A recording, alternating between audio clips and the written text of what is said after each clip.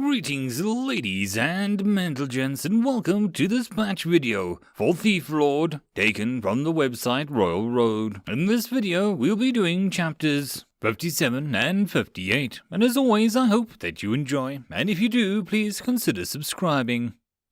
Chapter 57, Hunted.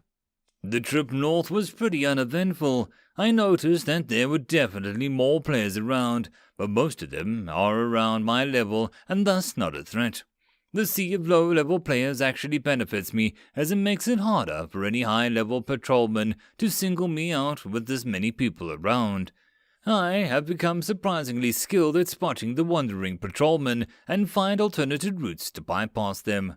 Well, I would have been proud if I hadn't been, because all the patrols had seemed to do half-assed jobs. I suppose that you can't expect much professionalism from players doing menial tasks like this when stuck in an amazing digital fantasy world.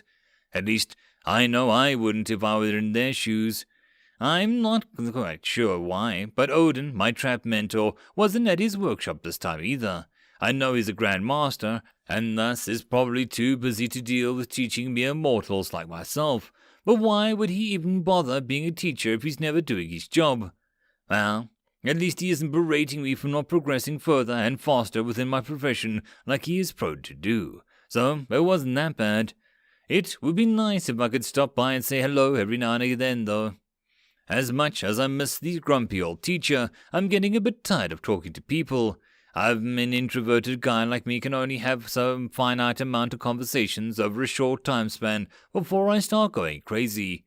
Seriously, I feel like I've done nothing but talk all morning and I'm starting to crave the solitude. Anyways, I did manage to get out of the workshop in a reasonable amount of time, and I really can't complain when I see what I gained. Schematic. Novice trigger mechanism, wooden tripwire, common trap maker schematic, requires 4 times rough spun wooden thread, 1 small wooden stick. Product must be attached to release mechanism to function. Schematic, novice framework, wood and copper structure, common trap maker schematic, requires 1 times rough spun wooden thread, 1 times small wooden plank, 1 copper bar, 1 basic magic oil. Products must be attached to a trigger mechanism and a release mechanism to function. Schematic, novice release mechanism, alarm, common trap maker schematic, requires 1 minor mana stone, 1 large wooden plank, 1 iron spring, 1 basic magic oil. This product must be attached to a trigger mechanism to function. I decided to pick up the next set of schematics to add to my trap-making repertoire. It's nothing flashy, but the schematics offer slightly increased gains when apart from trap.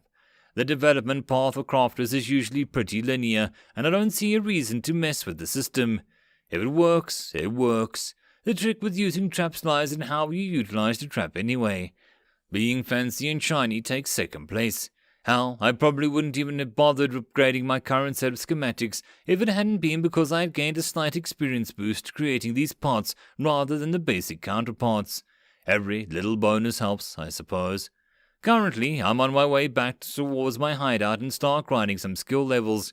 Things are going pretty good for me at the moment, so I take a second to really lower my shoulders and relax for a change. Nothing can go wrong today, I can just feel it. I know Windrider writes, "Hey Ryan, you're on later than usual. What's up?" Oh right, I almost forgot I didn't put my friends list back and to appear offline during the day. It was intentional though. I've been leveling up like crazy lately, and it's becoming harder and harder to explain to people how I'm leveling up this fast when I'm supposedly only playing during the night. I figure staying online during weekends should help alleviate some of those suspicions. And by people that are prone to suspect me of anything, I obviously mean Anna. The crazy girl just keeps writing to me. Anna is a pretty weird girl. I accidentally ran into her an hour after I started up this character. I still don't understand what happened, but the girl started clinging to me like a wet napkin. We are friends, I guess, even though our entire relationship is based on a lie. She sort of thinks I'm an old man, playing this game just to pass the time.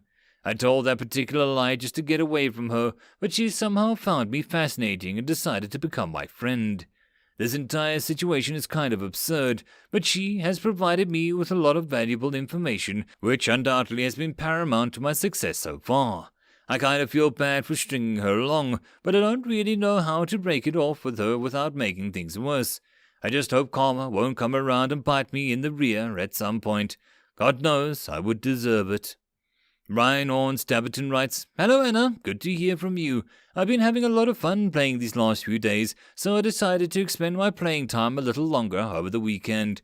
I am absolutely fascinated by the complexity of this game, and I'd like to spend another few hours to see how far I can progress.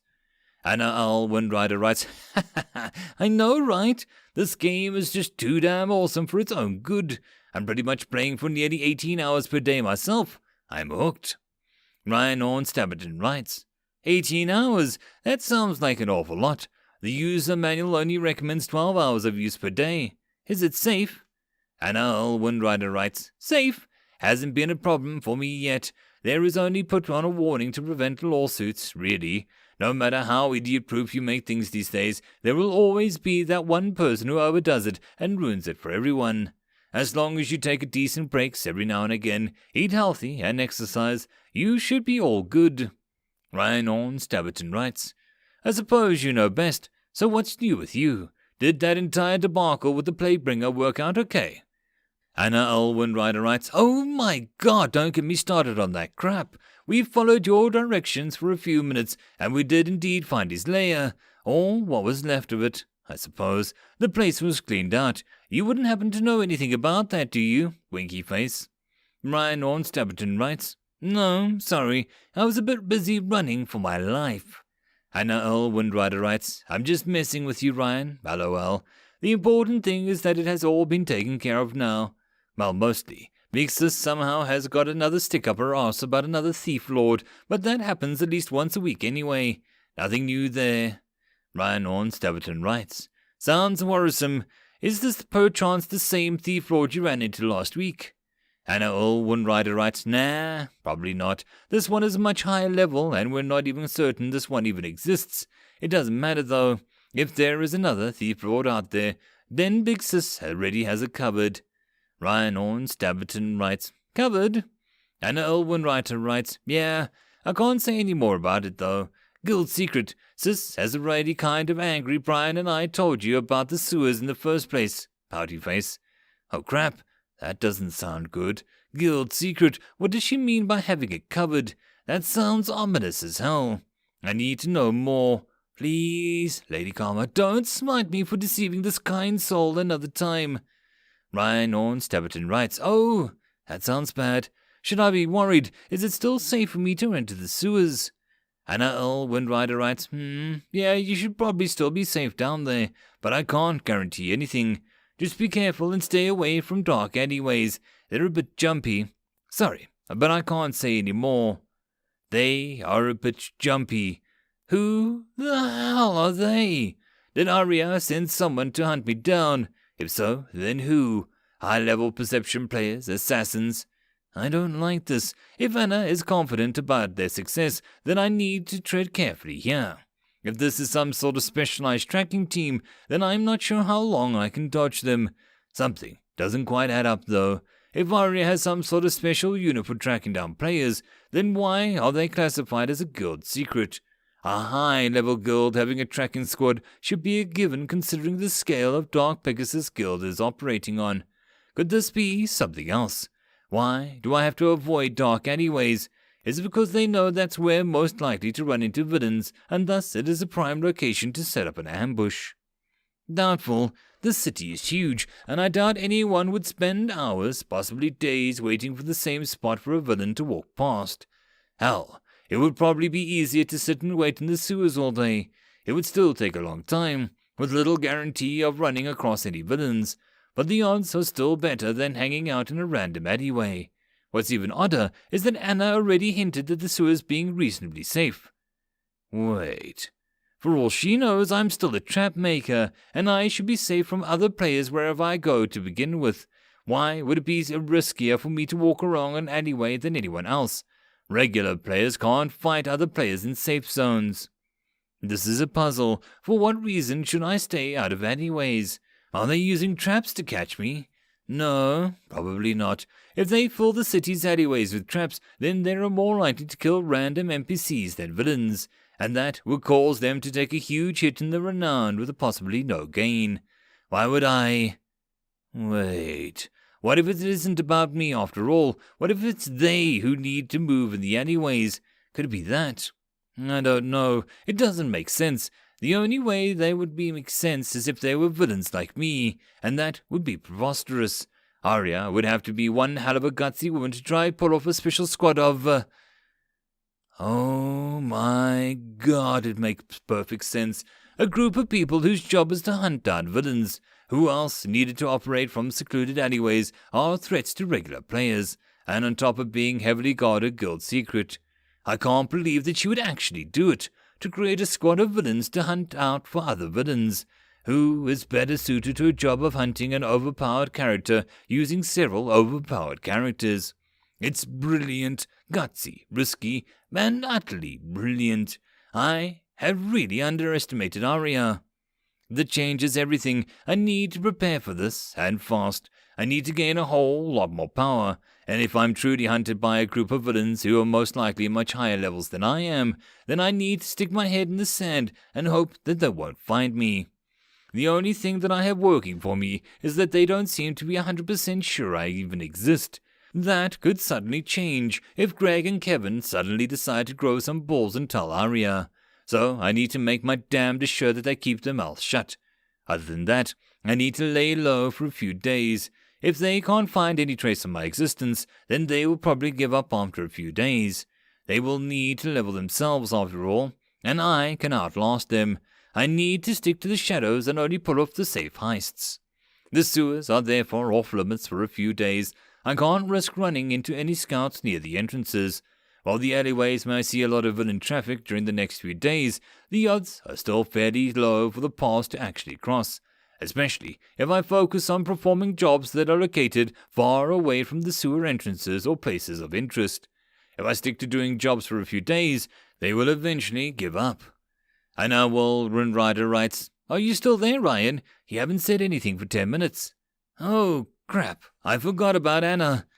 Ryan Stabberton writes, "Oh, sorry, I was in the middle of a really tricky segment of making this trap, so I sort of lost focus. I need to wrap this one up. Can we talk more later?"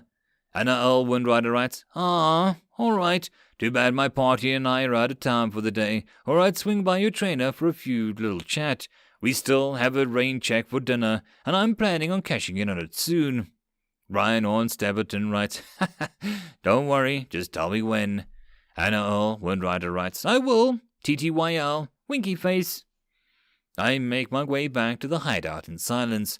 Ideas are bouncing back and forth inside my mind, but I'm getting ecstatic. Arya and the Dark Pegasus Guild seem to have stick the size of a skyscraper stuck up their arses when it comes to villains. Any regular person wouldn't go through these things just to root out a single player in a city housing thousands.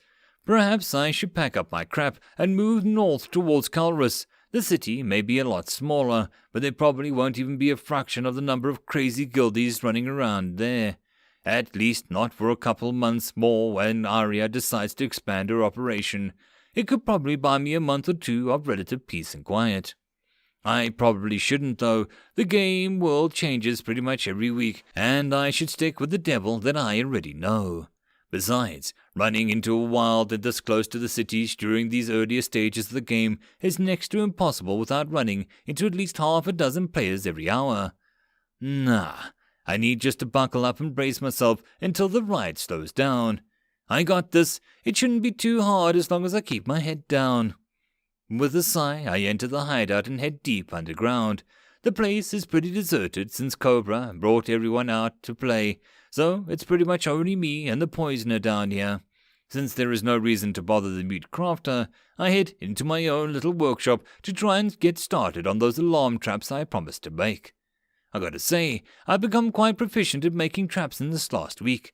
There are a few tips and tricks what one can do to speed things along, and most of the tough parts require a special technique to get it working correctly. Like most things in a man's life, it is all in the wrist. It might be because of the ever-growing dexterity attribute, but I like to think that I've become better on my own.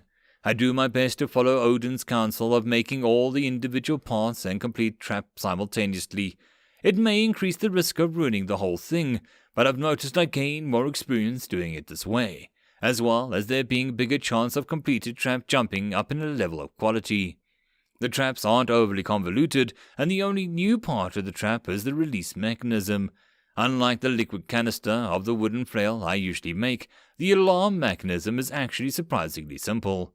While several individual parts are making up the schematic, they're all rather bulky and don't require a lot of fine-tuning for a whole thing to come together.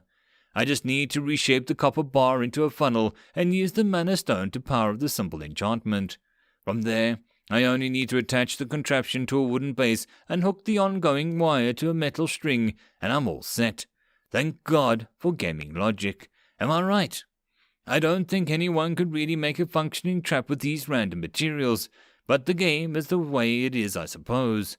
There are probably a ton of people complaining about the immersion being broken, though, and I don't particularly care, as the entire process still requires a decent level of skill to complete. It's not like that I would ever learn how to create a real trap anyway. By the time I manage to make out a dozen completed alarm traps, Cobra returns with the rest of my underlings. I don't even need to check the job notification to know that the job was successful, or not, since I doubt that the gang would be this cheering if they were much failed. So how did it go? I ask Cobra as I step into the common room. Cobra guffaws. Glad you asked, boss. The boys can probably give you a better answer than I can. Or what do you say? Hoorah! Damn straight, he chuckles, slumping down onto the wooden bench. Did anything go wrong? I asked. Nah, it went as smooth as a maiden's breast. We placed some of those traps you guys by the entrance while the rest of us made a ruckus in front. I swear, those smugglers must have wet their pants twice over as they scrambled over one another trying to flee. It was almost too easy, actually. He roars with laughter, bringing the level of celebration up a notch across the entire room. Smiling, I open the notification as my underlings conjure mugs of ale from whatever depths the cyber hell they come from. The job, drug smuggler's struggle, has been successful. We live in a goblin-eats-dog world where the weak world will be prey for the strong.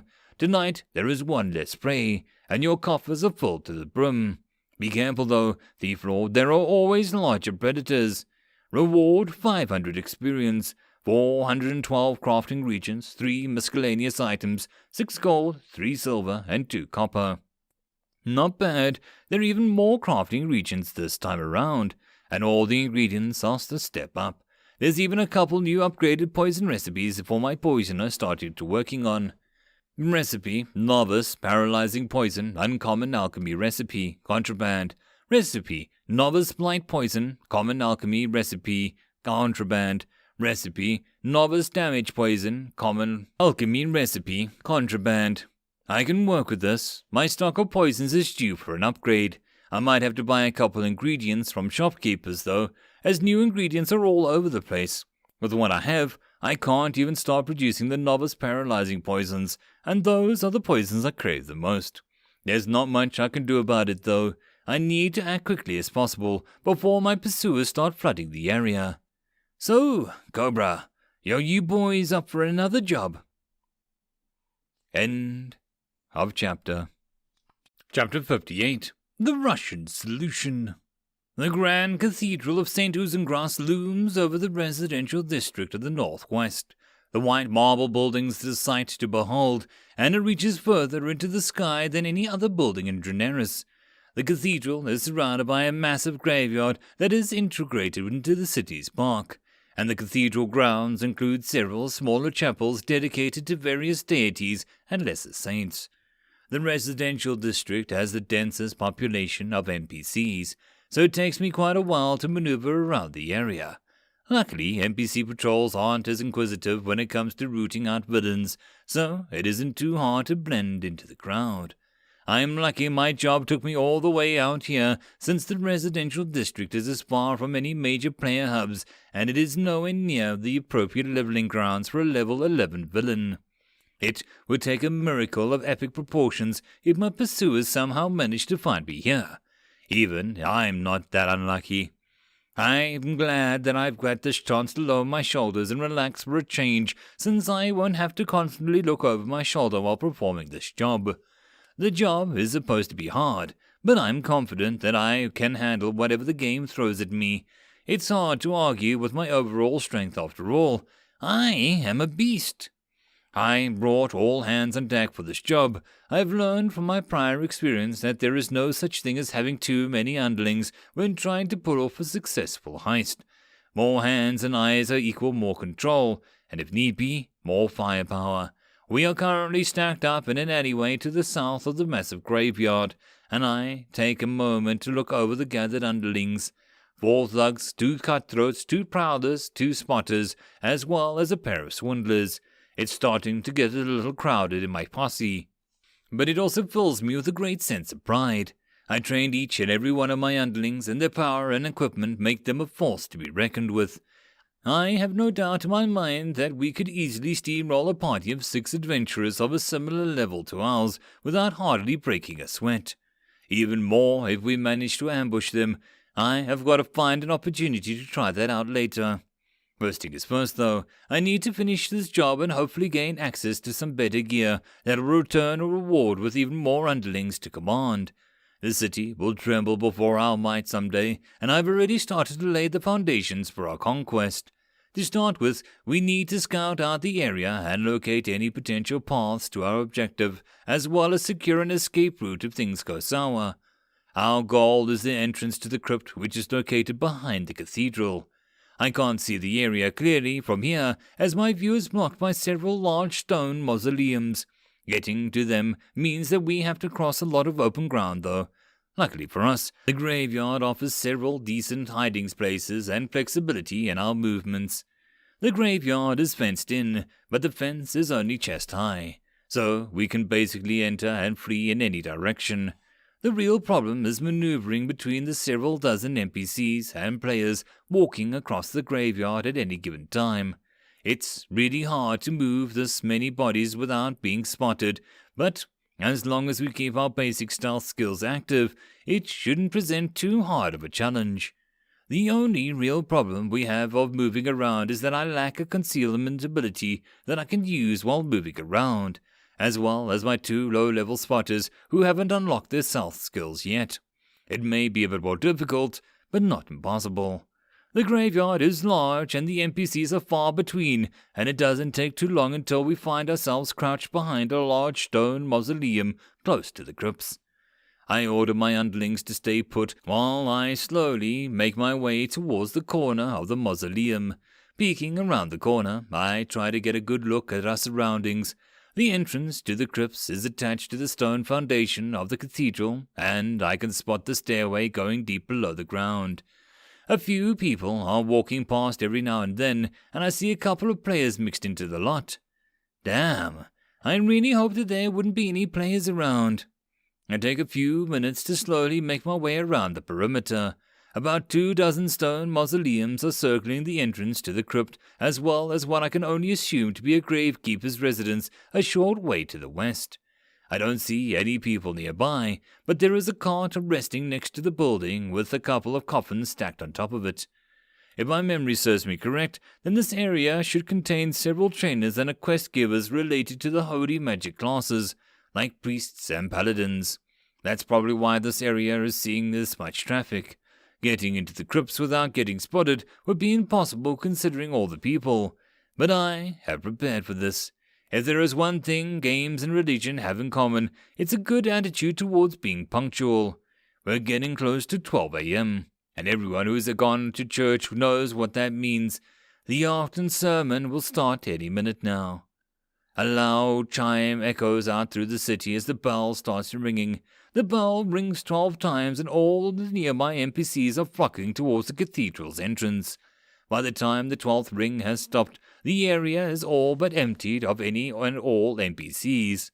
I can't help but grin. Finally, I get some use out of reading the city's laws and customs. I'm about to order my underlings forward when a voice cuts through the air. "Mitri, my friend, why you accept quest? This take too long," a powerful built half-orc says in a thick Russian accent. "Patuvo chow nam dyazor strot, Savoya Raputski Zastraveski Arlog." The other guy says, "Jesus, that's one hell of a pale-looking elf." I have no idea what he's saying, though. Yes, but why earn reputation when a church by cleansing mausoleums? We should go kill undead, much better. Dimitri says with a sigh. This take hours, very boring. Atubadet vestre, kartka nastrovia. The elf says, Moja mama svretnatnia mjop telefona, dit zes. Zdi zes. Zjostroker vernes. What do you mean your mother is calling you? You're going to log off and make me do all of this by myself. The half-orc says as he's glaring at the pale elf. Do not dare. His sentence is cut off as the pale elf eyes gloss over, staring into the sky with a vacant look on his face. So that's what it looks like when a player logs off. Slovach, he curses. If he's not back in 50 minutes, I'll lock him inside coffin, he mutters. Crap, they are standing directly in front of the crypt entrance, and by the sounds of it, they aren't planning to move very far in the near future. Why the hell did they have to choose now, out of all the times to perform such a consecration quest? This sermon will only last for an hour, so my time is already severely limited as it is. I need to find a way to get past him without noticing. How do I do that, though? Distract him while I step past? I don't think that's feasible. They are standing far too close to the entrance. They are only level 8 clerics, though, and killing them would not be a problem. The problem is that the half-orc will call the guards on me before I have time to finish the job. Damn it! I could try and kill them while being stealthed, but one look at the combat log would rat me out just as easily as if I'd spat in their face. I need to find another way. I once more start to make my way around the smaller cluster of mausoleums. The half-orc cleric is busy standing in front of the centermost mausoleum, channeling his holy magic onto the stone gargoyle that rests atop of the roof. The stone gargoyle looks pretty heavy. Perhaps I could somehow push that on top of his head. Psst. No, I shake my head. There's no way of killing someone in such a cartoonish way would ever work. It would be fun, though, but I can see that the gargoyles are chiseled out of the same slab of rock that makes up the entire roof of the mausoleum. Even if I couldn't somehow break it off, the half-orc would have one hell of a dense moron if he didn't notice it happen. The idea isn't half bad, though. If I can somehow kill him using the environment without him seeing me, I could kill him scot-free without him or kill log ratting me out. It's kind of similar to how I pushed that guard out the window the other day. He died by falling, but I still managed to gain experience for killing him. If I could only replicate that somehow. I look around, try to figure out a way to have him accidentally murdered. I don't have time or the willpower to dig a deep hole in the ground. Neither can I think up a way to trick him into a high place to push him off. The gargoyle trick is also a bust. Damn it, there really isn't much to work with here. Just the mausoleums, gravestones, and grass for 100 meters in any direction. None of them are usable. Oh, wait a moment. There is one thing I can use. Oh yeah, that'll work, I mutter to myself as a wide smile dances across my lips. I quickly sneak into where my underlings are gathered, grabbing my 2 cutthroats. We make our way over towards the gravekeeper's residence. As soon as we reach it, I lay my eyes upon a heavy leaden cart we'd spotted earlier. It is a 2-wheeled cart loaded with 4 coffins. My best guess is that they've probably what the graveyard keeper uses to move coffins around. The cart looks like it's supposed to be attached to a horse or a mule, but I can't see any nearby. It doesn't matter though. I won't need the horse for what I'm intending to do with it. The cart appears to be in good condition, so I have my 2 cutthroats put it away from the shed as it's resting against. Yeah, the wheels and axle look sturdy, and I estimate the entire thing easily weighs 400 to 500 kilos. This will do. I have my cutthroats angle the cart towards the mausoleum in the distance. I can see the half-orc standing in the open, too occupied with his concentration to notice our movements. Perfect. I have my 2 cutthroats activate their stealth and start pushing the cart towards the man, picking up speed as they go. The road is slightly sloped downwards, so my 2 cutthroats easily manage to increase the speed to a running pace. The pair are soon sprinting with the cart tumbling ahead, the coffin shaking from the rough motions. They are only 5 meters away before the sounds of alert the half-orc, and I can only hear his muffled curses before his arms rams into his side. He quickly falls out of view and the car pulls him under, crushing his body under his weight with a crunchy squelch. Half-orc cleric Rusky Old Guy 8 takes 674 crushing damage. Half-Orc Cleric Rusky Old Guy 8 dies, gain 30 experience. The cart keeps running for another 15 meters before it comes to a stop. I wince at the bloody trail left behind, and I need to take a second to gather myself after seeing that rather graphic display of damage. Crap, that looked like it hurt. I have no time to waste though. Time is not on my side, as I have already spent way too long killing this guy, and I still need to head down into the crypt and actually perform the heist. I gather up the rest of my underlings and have them hurry down into the crypts, save for my 2 level spotters, who I ordered to take up position roughly 50 meters away from the entrance in opposite directions. I briefly considered killing the offline elf for a moment, but I decide not to. If he logs back on and checks his kill log before I have time to finish the job, I would find myself in a rather precarious situation. Also, when the probably very angry half-orc returns to find his friend with his throat slit, it might not bode well for me. It doesn't matter though, I'll just kill them both if they are still out there on my way out. A little group of thieves quickly make our way down into the very large crypts. The stairs open to a large stone hall illuminated by various and evenly spaced torches along the wall. The stone walls are covered in dusty murals and stone statues, and I can spot several copper plaques with what I can only assume is a family name printed upon them. My necromancer would have felt like home here. 2 different corridors are leading away from the hall, but my world-famous thiefy senses is tingling when I look at the leftmost corridor. I just know that that's where my price is. It has nothing to do with the fact that it is the only one with lit torches in it, though. Nope, not at all. Before we head on, I place a glue smash alarm combo near the bottom of the stairs. I can't believe I didn't think of this earlier, as the alarm trap can be extremely beneficial to my precautionary tactics. One can never have enough security measures in place, in my opinion. I send 2 of my cutthroats out ahead while I form the rest of my underlings into a defensive formation. The hint in the job description said that there would be at least 3 guards around the target, and considering the job difficulty rating, they are probably tough as nails. It only takes a couple minutes before one cutthroat reappears and waves us onwards.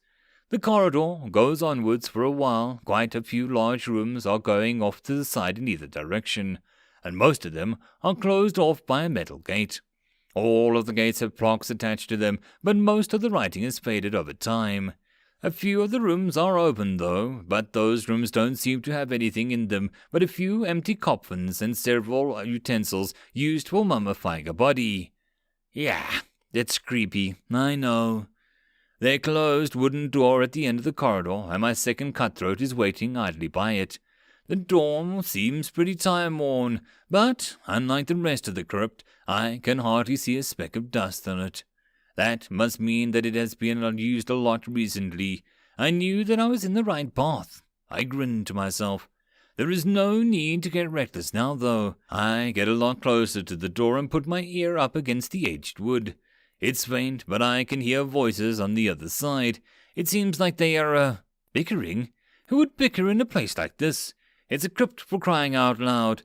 I push my ear even closer to the door, trying to make out what they're saying. No luck. It all sounds like a bunch of faint gibberish to me. I'm fairly certain that there are 3 people inside, though, 2 men and a female. Perhaps this is the 3 relatives in the job description spoke of. If it is, then this job might be short enough for me to finish before the sermon ends. Still, the job description did say it was a hard mission, so I have to assume that these 3 relatives are at least powerful enough to put a decent fight. I don't like the door is closed, though. That means that I can't do much to prepare. Well, I do know at least it's something I can plan to do. Set up one hell of a GOD trap to rain hell upon them. If the tactics ain't broke, then why would I fix it? I do, however, want to try something new. An idea that the half-orc gave me. My very own Russian solution. End of chapter. And that, my friends, concludes this batch video. If you enjoy the story, please don't forget to go and show the author some support. And if you wish to support this channel, there are links down below. The easiest way to support this channel would be to subscribe and share as much as possible to help this channel grow. And I'll see you all in the next video, and until then I hope you all keep well and safe. Cheers.